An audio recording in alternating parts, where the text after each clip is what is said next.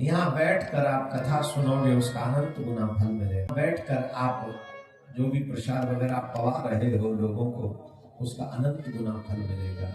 यहाँ इस समय गंगा स्नान, संगम स्नान कर रहे हो, इसका अनंत गुना मतलब नो काउंट, कोई काउंट नहीं कर सकता। समय है ना ऐसा। माघ मकर रति गति जब हो, तीरथ पते आव सब देव तनुज किन्नर नर से, सादर माजहि सकल द्रव्य। माघ के पूरे महीने भर मतलब पूर्णिमा तक आपका एक एक साधन, आपका एक एक सत्कर्म इस पृथ्वी पर बैठकर जो आप कर रहे हैं, हमारा भी मन होता तो हम बीच में चले जाते। नहीं क्या, जब हमने ये कहा कि हम लगातार 3 कथा करेंगे तो हमारे व्यवस्थापकों के कान खड़े हो गए हैं। लगातार रहेंगे आप? लगातार रहेंगे। जितने दिन रहकर यहाँ कुछ न कर पाए, कर भी नहीं सकते, हम लोग करते भी नहीं है, हो ही नहीं पाता, पर एक आध बार तो मुंह से भगवान का नाम निकलता ही होगा। और यहाँ बैठकर भगवान की कथा कहते ही होंगे, कथा में भी राधे राधे बुलवा ही लेते होंगे, आप लोग भी राधे राधे बोलते, और हम पे कुछ नहीं हो पाता। अरे पत्थर है हम लोग तो, पर फिर भी ये कथा कह के आप सब, और ये हमारे 2-4 चेला भी आए हैं, वो भी हमारे नाम से एक आध माला कर ही रहे हैं। कौन कौन माला कर ले रहा हमारे नाम से? एक देखो इतने चेला कर रहे हैं, झूठा है, याद उठा रहे, तू अपनी माला कर रहा है, हमारे लाने थोड़ी कर रहे। जो हमारे लाने माला करते हैं एक एक माला, वो हाथ उठाए। तो आपकी एक माला इस समय हमारे लिए 1 करोड़ मालाओं से ज्यादा पड़ रही है।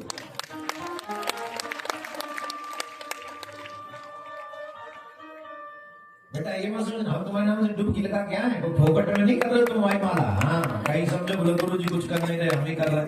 हम भी बेटा डुबकी लगाते तुम्हारे नाम से, जब भी जाते कि चेलाओं का भी कल्याण करना है, इतनी ड्यूटी निभा, तुम्हारा पापा ना निभाए जितना गुरु जी निभा रहे। कसम से डुबकी लगाते हैं हम, जब अभी आज भी लगाते हैं सभी शिष्यों के। या डुबकी दिखा तो रहे हो।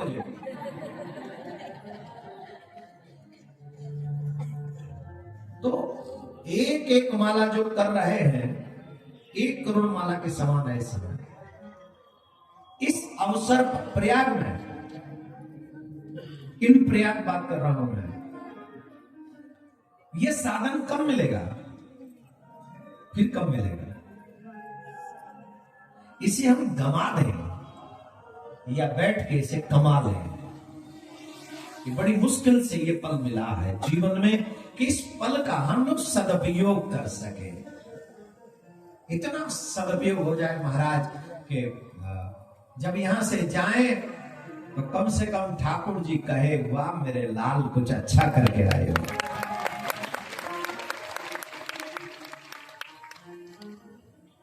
कम से कम इतना हो जाए, और परम आवश्यक है, होना चाहिए। तो ये समय कहां आएगा, कब मिलेगा दोबारा लाइफ में? तो हमको लगता है बजाय इधर उधर घूमने के, जो परोपकार के कार्य आपके हो सकते हैं वो आपको करना चाहिए। ज्यादा ज्यादा भजन करें, यज्ञ की परिक्रमा करें, कथा सुने, और भी जो 2-4 अच्छे काम आप अपने हिसाब से कर सकते हैं। हम नहीं बोल सकते कि आप स्पेशली ये करो, पर जो जो हो जाए आपसे आप वो करो। और आप जितना करेंगे उतना श्रेष्ठ, उतना अच्छा होगा। अब फिर कहे, हम फिर दोबारा कह रहे, भगवान कैसा है, भगवान कहां है? बात वही प्रमाणित होगी जाकी रही जिनके रही भावना जैसी, प्रभु मोरते देह तैसी। एहि विधि रहा जाय जस भाऊ, तेहि तस देखेउ कौशल राहु। इस बात को प्रमाण मानकर, इस बात को प्रमाण मानकर जीवन भर चिंतन करते रहिए भावानुसार। आप ये सोचिए आपका भाव कैसा है भगवान के लिए, और आपका जैसा भाव है उस भाव को भगवान कंप्लीट करेंगे ही करेंगे, इसमें कोई दो राय नहीं। और ये बात हमें प्रमाणित मिल गई यहां पर, ये प्रमाणिक है। रामचरितमानस ने प्रमाण दे दिया।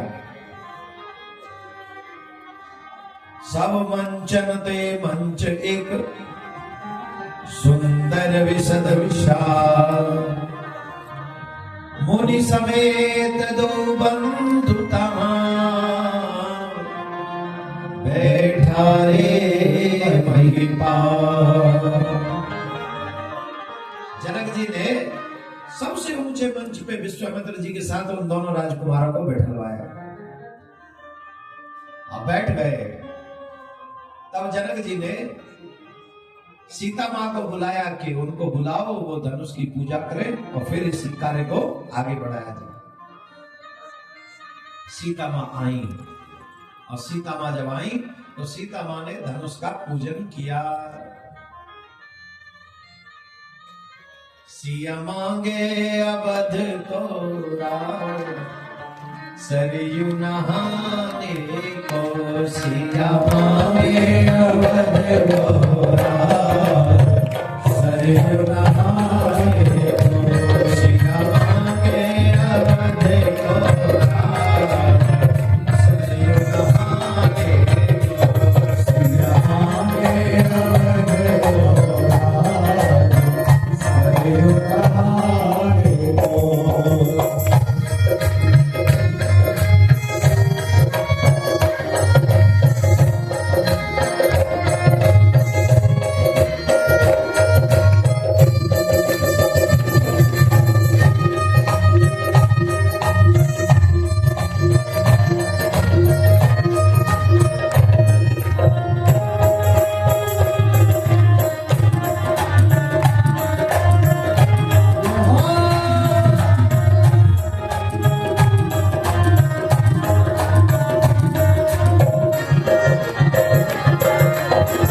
दशरथ जैसो ससुरा मांगे, दशरथ जैसो ससुरा मांगे, दशरथ जैसो ससुरा मांगे, दशरथ जैसो ससुरा मांगे, सिया मांगे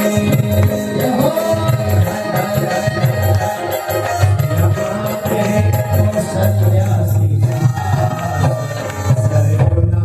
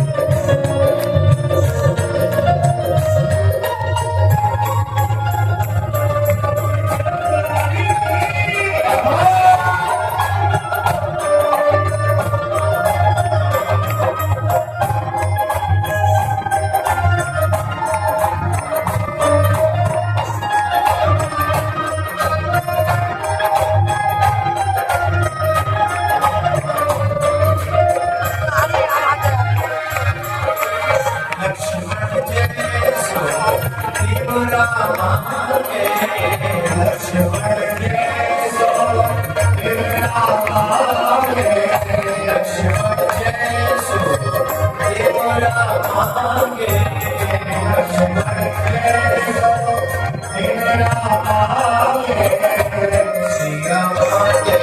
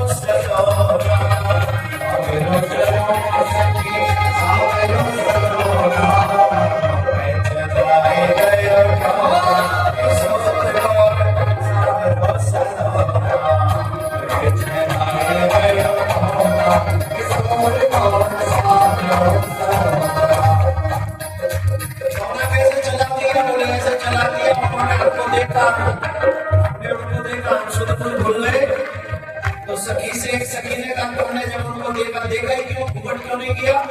तो किया था हमने घूमट। सावरे को देखे घूमट पट के ना सावरे को देखे घूमट पट के ना सावरे को देखे घूमट पट के ना सावरे को देखे घूमट पट के ना पट के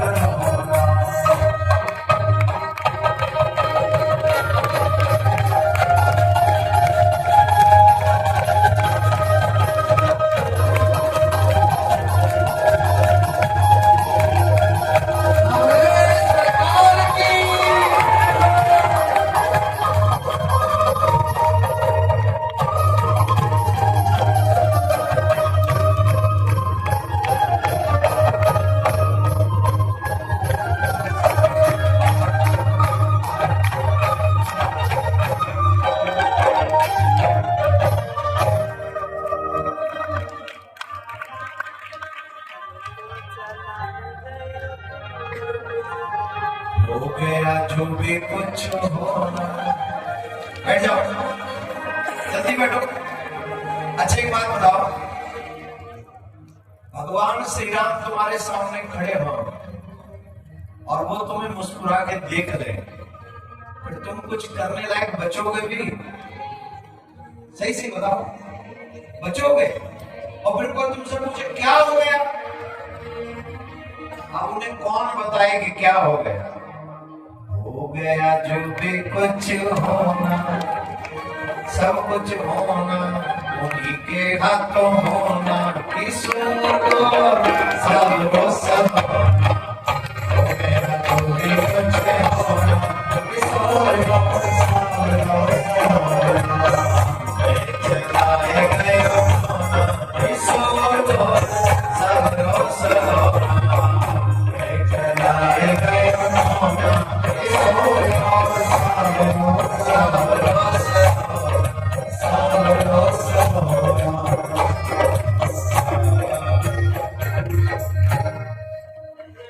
कितना अच्छा है, भावना अच्छी है ना। देखो कितना आनंद आ रहा। वही राक्षसों की छाती फड़क रही होती है, क्या कर रहे हैं, क्या कर रहे हैं? अरे भैया, जिनके रही भावना जैसी, राम को न माने तो जैसे छाती फटी जैसी। राम को मानो तो राम को जानो, तो राम ही को पाओ तो खाओ रसगुल्ला। राम को जानो तो राम को मानो, और राम को पाओ तो खाओ रसगुल्ला। राम को न जाने, राम को न माने, तो नरक में पड़ेंगे डंडा, वो मेरे लंगा। खाओ डंडा। खैर, जिनके रही भावना, सीता माँ ने समझ लिया यही मेरे सर्वस्व है। तो सीता माँ क्या मांग, यहां पर ये बात बताना बहुत जरूरी है। सीता माँ जब धनुष पूजन करने जा रही है तो मांग क्या रही है? दशरथ जैसो ससुरा मांगे, मुझे ससुर जी मिले कैसे? दशरथ जी जैसे धर्मनिष्ठ। कौशल्या सी सास, ज्ञान नामक गौंठ कौशल्या। मेरी सासू माँ कैसी है? बोले कौशल्या जैसी। अब ये नहीं मांग रही है कि मेरे कोई सास नहीं होनी चाहिए, मेरे कोई ससुर नहीं होना चाहिए। सासू माँ मिले कौशल्या जैसी, ससुर मिले दशरथ जी जैसे, ये मांग रही है। और फिर अभी औरों के विषय में पता नहीं है तो क्या मांग रही है? लक्ष्मण जैसो देवरा मांगे। देवर कैसे हो? वो लक्ष्मण जैसे भ्रातृ प्रेम करने वाले देवर होने चाहिए। जितनी भी बच्चियां अनमैरिड हैं और जिन बच्चियों के माता पिता हमारी बात को सुन रहे हैं, बहुत बड़ी गलती करते हैं वो लोग जो ये कहते हैं कि सासू नहीं है खुश है, ससुर नहीं है खुश है। एक बात बताएं, जिस घर में सास नहीं होती तुम्हारी बेटी को कोई बहू नहीं बना सकता। तुमने तो सिर्फ बेटी बनाई है, बहू तो सासू माँ ही बनाती है। जितनी सासू माँ बैठी है, ईमानदारी से बताओ, बेटी में और बहू में अंतर करती हो कि नहीं करती? कई मॉडर्न मम्मी कहती नो आई डोंट। मैं अम्मा सही कह रही है, यू डोंट। तेरी छोरी 12 बजे उठे बिस्तर में थे तो कोई बात नहीं बेटा, ठंड बहुत है, रिलैक्स, सोती रहे। और बहू 6:30 के 7 हो जाए, 7 के 7:30 हो जाए तो महाराज नरक है वो घर, नरक। 12 बजे तक तो जगत है जी। कितना चेंज है। और अगर तुम्हारी बेटी जल्दी उठे तो इसके लिए तुम्हारी बेटी की सास तुम्हारे लिए दुश्मन हो जाती, नागिन नागिन हो जाती। हाँ या ना? और सही बताएं, सासू माँ ही बेटी को बहू बना सकती है। वो सिखाती है कि लक्ष्मी को कब उठना चाहिए, वो बताती है लक्ष्मी को क्या करना चाहिए, उसको बताती है सर से चुनरी नहीं हटनी चाहिए, द्वार पे खड़ा नहीं होना चाहिए, गैर पुरुषों से बात नहीं करनी चाहिए, अपने पति पर ध्यान देना चाहिए, समय पर अपना सारा कार्य संपन्न। ये सारी चीजें कौन बताता है, कौन सिखाता है? इन सारी चीजों को तुम्हारी सासू माँ ही बता सकती है, मम्मी नहीं। मम्मी तो कहे कोई बात नहीं बेटा, आराम से, कोई बात नहीं। कहीं मम्मी तो ये सिखा देती है कपड़ा बांध के सो जा, कहती है सर में दर्द है,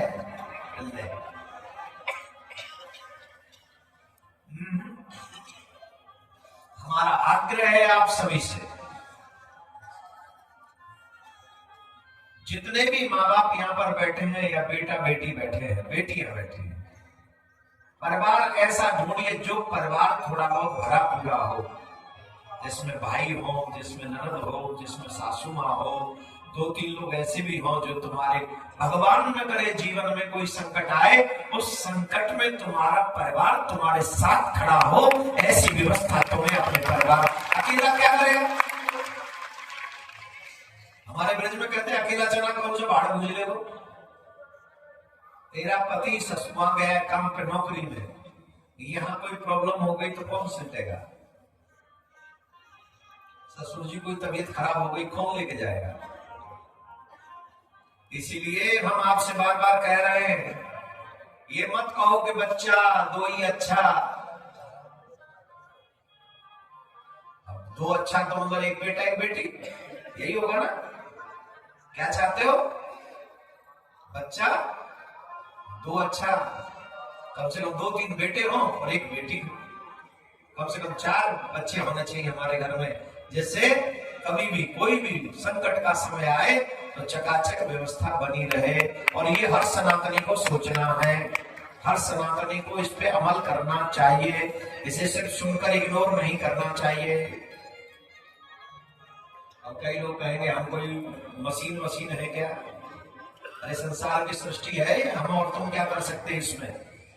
अगर हमारे माता पिता सोच लेते कि नहीं बच्चे 2 ही अच्छे, तो हमारा खुद का नंबर तो खुद ही तीसरे पे है।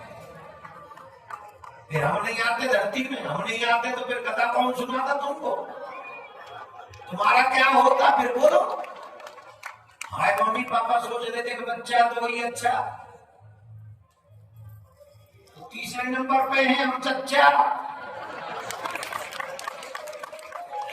नहीं फिर क्या होता? तुम्हारा तुम्हें गुरु जी कैसे मिलते, हमें चेला कैसे मिलते? और एक बात सुन लीजिए, जो लोग इस बात से डरते हैं कि उनको कमाएगा कौन, खिलाएगा कौन, पढ़ाएगा कौन, अरे हम और तुम तो पागल है रे। ठाकुर जी चींटी का भी पेट भरता है और हाथी का भी पेट भरता है, क्या तो हमारे बच्चों का पेट नहीं भरेगा? जितने भी लोग आपके घर में आएंगे वो सब अपना भाग्य लेके आएंगे। जब तेरे घर में परिवार बढ़ता चला जाएगा ना, आप सच मान लो तेरी आमदनी बढ़ती चली जाएगी, सैलरी बढ़ती चली जाएगी, और जैसे घटते चले जाएंगे खर्चा, तो मामला घटता चला जाएगा। ये संचार तुम नहीं करते, ये संचार ठाकुर जी तुम्हारे यहाँ करवाता है, इस बात को समझो, मानो। बात समझ में आ गई? तो सीता मैया लक्ष्मण जी जैसा देवर चाहती हैं और राम जी जैसे भरतार चाहते हैं। अब वो समय आ गया, सुंदर समय आ गया। जनक जी महाराज ने सभी से कहा खड़े हो जाओ, जाके राजाओं को बताओ, मैसेज दे दो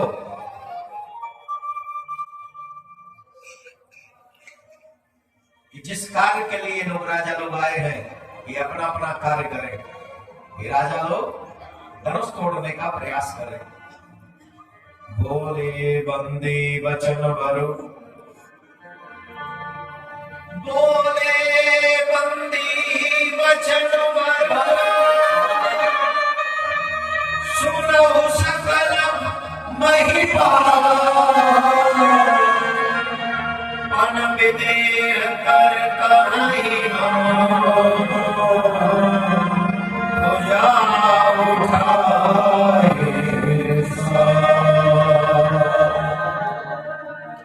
मेरा जाओ, जो देश देश के राजा आए हैं सभी हमारी बात ध्यान से सुनो, खड़े हो, अपने बल को प्रयोग में लाओ और इस धनुष को तोड़ने का प्रयास करो। जो योद्धा इस धनुष को तोड़ देगा, जनक जी का प्रण है, उसके साथ श्री जानकी जी का विवाह होगा। उठो, खड़े हो। राजाओं ने वो सुना।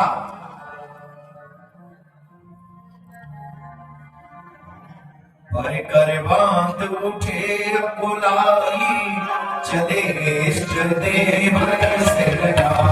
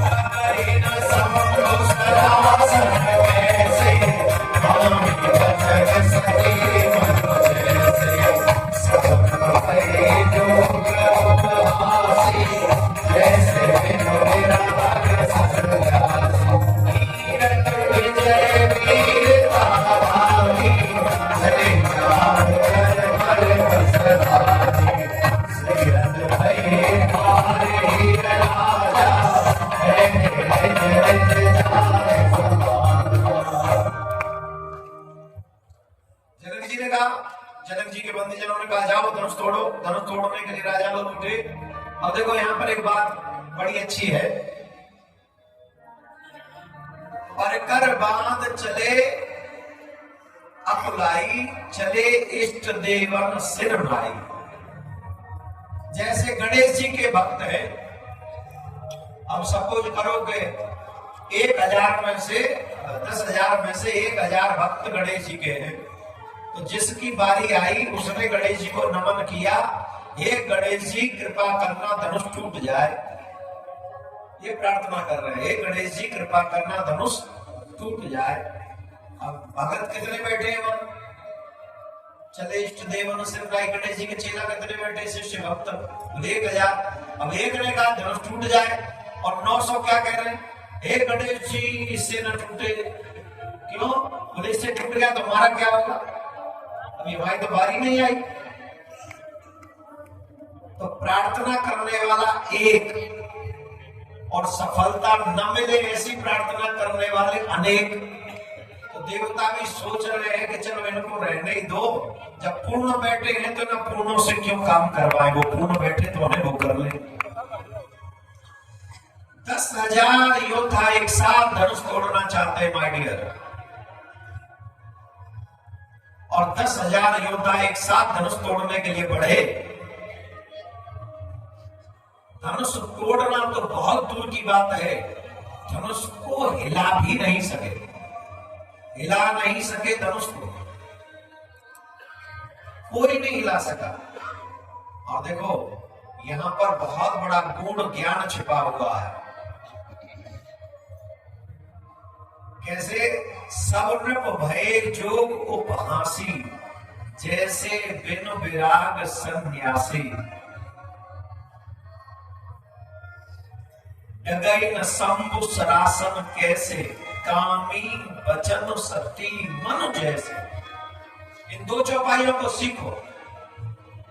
जो कामी पुरुष होता है वो ये चाहता है कि ब्रह्मांड की सारी स्त्रियों का उपभोग मैं करूं। जो कामी पुरुष होता है उसकी मनस्थिति बड़ी विचित्र होती है। परंतु जो परम पवित्र होती है, जो परम सती होती है, कामी के मन में चाहे कितनी भी लालसा हो, पर परम सती उसे कभी प्राप्त नहीं हो सकती, क्योंकि वो तो सती है। राजा कैसे हो गए? बोले जैसे संन्यास ले लिया और वैराग्य ना हो। हमारे यहाँ ये कहते हैं कि संन्यास, कई लोग तो ले लेते हैं, यहाँ तमाम महामंडलेश्वर बन रहे, तमाम सन्यासी बन रहे। एक दो जगह से हमसे भी कहा तुम्हें भी बना दे महामंडलेश्वर। मैंने कि मैं तो भी जो बनवे आयो भी ना बन पायो, महामंडलेश्वर कहा बनाओ। वो तो ऐसा ही धंधे कई लोग बन रहे, अच्छा होता महामंडलेश्वर बनना बहुत बड़ी बात होती है।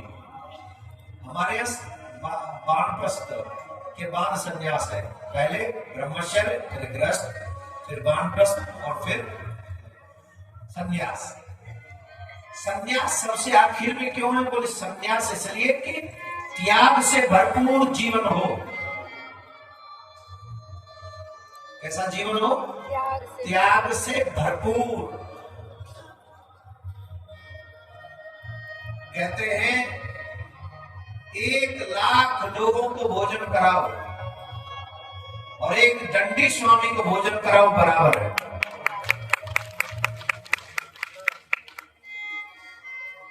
क्या हुआ? ताली नहीं बजाई?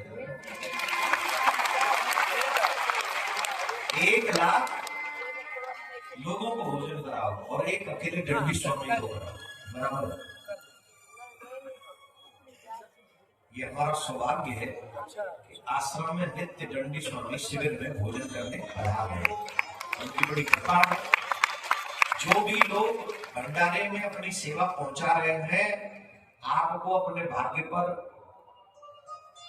प्रशंसा करनी चाहिए, सराहना करनी चाहिए। आपके दिव्य धन से, मेहनत के धन से यहाँ नित्य अनेक दंडी स्वामियों को भोजन कराया जाता है। वो कृपा करके पदार्थ भी जो आप लोग से तेरा तो जो अर्पण आप जो भेजते हैं उनको, लेकिन संतों के साथ साथ पूरे दिन भंडारा भी चलता है। जो कोई आए उसे प्रसाद, पहले सुबह शाम सबके लिए भोजन भी चलता है भंडारा, और उसके बाद कभी भी कोई आके भोजन करता है।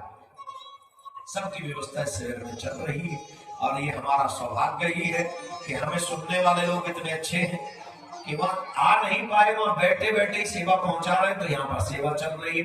तो एक बार आज बसंत पंचमी प्रारंभ हो गई है, प्रार्थना करते हैं, हे महाराज इनके घर में बसंत की मतलब धन की मतलब लक्ष्मी की मतलब कृपा की वर्षा होती रहे। जिन जिन लोगों ने भी यहाँ पर सेवा भेजी है, आज तो गर्ग जी की सालगिरह भी है, गर्ग जी ने भंडारा करवाया, गर्ग जी है। हाँ, आज दूल्हा जैसी झलक आ रही है। गर्ग जी की सालगिरह आज उन्होंने भी भंडारे के लिए सेवा भेजी है, तो एक बार जोरदार ताली हमारे डबल त्रिशूल, ये सिंगल त्रिशूल नहीं है, डबल त्रिशूल है। अब तेरी सालगिरह का शंख बजा रहा हो, तो बहुत बहुत धन्यवाद है गर्ग साहब का। उन्होंने बहुत सुंदर आगरा से, वैसे भी भंडारे में तो ये सेवा करते ही रहते। तो आप सबके लिए हम बात कर रहे थे संन्यास की। कई लोग कहते हैं बाबा जी हो जाएंगे। देखो, बाबा जी होना कोई बड़ी बात नहीं है। जिसके घर में कुछ नहीं वो तो वैसे ही बाबा जी है। अच्छा, जिसके घर में कुछ नहीं है वो हो जाए बाबा जी, ये बाबा जी नहीं है, ये तो मजबूरी की बाजी है, ये मजबूर बाजी है। बाबा जी क्या है? जिसके घर में भरा पड़ा है, उसके बाद भी सारी चाहत समाप्त हो गई है, इच्छाएं समाप्त हो गई है, और जब घर में सब कुछ होते हुए इच्छाएं समाप्त हो जाएं, तब संन्यास लिया जाए, तो वो संन्यास श्रेष्ठ संन्यास माना गया। एक भी इच्छा शेष न बचे, कोई कामना न हो, एक भी नहीं। लाल कपड़े पहनकर कोई सन्यासी नहीं होता, स्वभाव से ही सन्यास है। अब हम जैसे लोग तो चलो गृहस्थी लोग हैं, 10 अपराध करेंगे तो ठाकुर जी क्षमा भी कर देंगे, लेकिन सन्यास लेने के बाद फिर एक भी अपराध ठाकुर जी स्वीकार नहीं करेगा, फिर तो एकदम तटस्थ। यहाँ रामायण में स्पष्ट लिखा है, जैसे बिन विराग सन्यासी। वो अपने आश्रमों पर ऐसे बैठ गए जो सन्यासी भेष तो है, वैराग्य नहीं है। कई जगह पे चले जाओ, बड़े बड़े बड़े बड़े दर्शन होते हैं महाराज, कई लोग आके कहते भी हैं इस बात को, उस पर बात नहीं करेंगे, हमें भी अभद्र लगेगा। इसलिए संन्यास ले रहे हो, संन्यास लेना चाहते हो, तो सबसे परम आवश्यक है त्याग की भावना। उसके बाद इस हाई लेवल का त्याग हो जाए, जो मिल जाएगा वो खा लेंगे, जहां मिल जाएगा वहां रह लेंगे, नहीं मिलेगा तो एकादशी व्रत समझेंगे। किसी से कुछ पाने के लिए न फोन करेंगे और न किसी से इच्छा रखेंगे। जो सन्यासी लोग होते हैं, जगत गुरु शंकराचार्य भगवान के मुख से हमने सुना था, श्री निश्चलानंद जी महाराज के मुख से नहीं, शायद शारदा पीठ वाले शंकर, ध्यान है, कंफ्यूजन हम दोनों को सुनते रहते, इसलिए दोनों में से कोई एक ही कह रहे हो, तो चारों ही कह रहे हैं, ये समझो कि हम लोग सन्यासी लोग भिक्षा मांगने जाते हैं। पहले तो सभी लोग भिक्षा मांग के ही खाते थे, अब तो खैर, और ब्राह्मण के ही घर से खाते थे। ब्राह्मण के घर से न मिले तब किसी अन्य घर में हम लोग जाते थे, और 7 घरों से ज्यादा कहीं मांगते नहीं थे। 7 घरों में अगर भिक्षा नहीं मिली, भिक्षा नहीं मिली तो क्या होता था? फिर एकादशी का व्रत होता था। तो उनके मुख से एक कहानी सुनी, वो कहानी बड़ी गजब की थी। वो कहानी क्या थी बोलो, सुनो। एक गांव में पंडित जी रहते थे। पंडित जी ब्राह्मण ही ब्राह्मण रहते थे। तो उस गांव में सन्यासियों को पता था इस गांव में ब्राह्मण बहुत रहते हैं, तो जब भी किसी को भिक्षा करनी होती तो उसी गांव में पहुंच जाते, उसी गांव में भिक्षा मांगने पहुंच जाते, उसी गांव में पहुंच जाते। अब तो टोली की टोलियां में लगी, टोली की टोली तो पूरा गांव परेशान। ये तो पूरे महात्मा यही चले आते। तो सबने निश्चय किया, और सबने निश्चय करके ये निश्चय कर लिया कि हम लोग तो ब्रह्मज्ञानी हैं। ब्रह्मज्ञानी मतलब, बोले ब्रह्मज्ञानी मतलब हम ब्रह्म ही हैं, हमें ना भूख लगती है ना प्यास लगती है। जब भी कोई आवे सब के हम तो ब्रह्म है, हम तो ब्रह्मज्ञानी, हम ब्रह्मोस्मि। बोले भोजन, बोला हम खुद नहीं करते, तुम्हें क्या करना, हमें आपकी आवश्यकता नहीं, हम तो ब्रह्म है। अब सब सन्यासी बेचारे लौट जाए। एक बार एक संत वहां होके निकले, और संत जब वहां होके निकले तो उन्होंने पूछा, भैया भिक्षा मिलेगी? बोले महाराज भिक्षा होती नहीं है, सब ब्रह्मज्ञानी, हम सब ब्रह्म है। ब्रह्म को क्या वस्तु का कुछ नहीं है, हम लोग तो ब्रह्म है, सब पूरा गांव ब्रह्म है। अच्छा,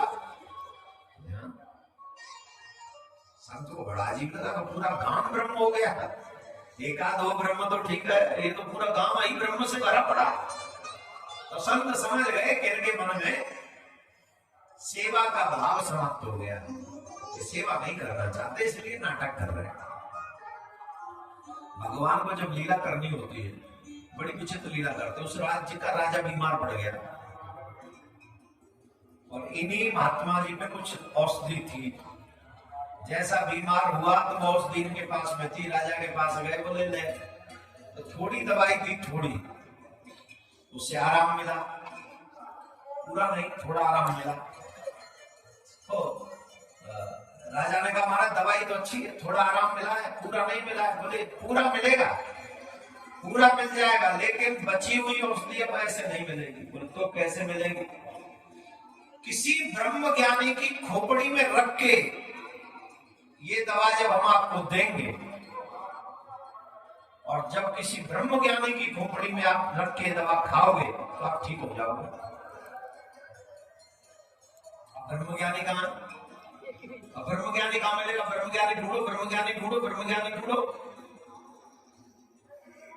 महाराज कोई ब्रह्मज्ञानी नहीं मिल रहा है, ढूंढ ढांड के आगे कोई नहीं मिल रहा है। महाराज ने कहा कहीं मत ढूंढो, हम जो बता रहे वहां चले जाओ, पूरा गांव ब्रह्मज्ञानी हुआ है।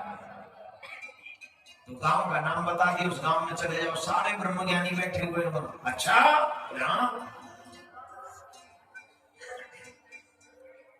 पूरे गांव के लोगों को बंदी बना के बुलवा लिया गया। बेचारे हाथ जोड़ के खड़े, कहो महाराज हमने क्या अपराध कर दिया? बोले कोई अपराध नहीं किया।